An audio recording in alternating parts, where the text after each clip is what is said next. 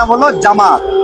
এইরকম একটা বরকতময় দল যারা অন্যায়ের বিরুদ্ধে প্রতিবাদ করছে, ভোটের অধিকার আদায়ে লড়াই করছে, তাদেরকে যারা পছন্দ করে না অথবা পছন্দ নাও করতে পারে, ডিরেক্ট বলতেছে যে জামাতের পাশে বসবে না। কত বড় ভয়ঙ্কর কথা! তারা খুনির পাশে বসতে পারে, ধর্ষকের পাশে বসতে পারে, অপরাধীর পাশে বসতে পারে, কিন্তু জামাতের পাশে বসা যাবে না। কত বড় চিন্তা করেন! আমার বুদ্ধির বয়সে আমি জামাতকে এমন কোনো ভয়ঙ্কর অপরাধ করতে দেখি নাই যে কারণে আমি জামাতকে ঘৃণা করবো। আমরা দেখি নাই। আমরা যেটা দেখেছি, সুনামগঞ্জে, সিলেটে যখন ত্রাণ বিতরণ আমি করেছি, আমার পাশাপাশি জামাতের কর্মীরা ছিল। দেখলাম আমি একদিকে করতেছি, তারা একদিকে করতেছে। হিন্দু পল্লীতে কেউ ত্রাণ নিয়ে যায়নি, আমি ত্রাণ নিয়ে গিয়েছিলাম। আমি যাই দেখি জামাতের কর্মীরাও সেখানে দিচ্ছে।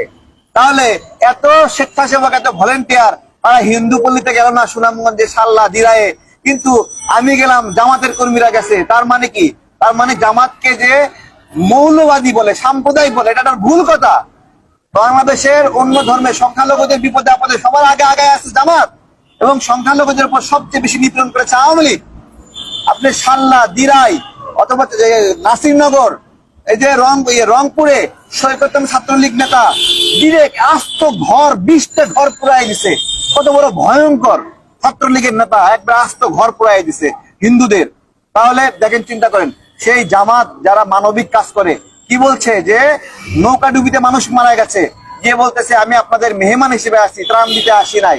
মেহমানরা আসার সময় কিছু নিয়ে আসে না, আমরাও কিছু আপনাদের জন্য নিয়ে আসছি। এইরকম মানবিক কাজ যারা করে, তাদেরকে যারা বলে যে তাদের পাশে বসা যাবে না, ভাই আপনি কে? আমার প্রশ্ন কি, আপনার পরিচয় কি? আপনি কোন হনু? আপনার কয়জন কর্মী আছে?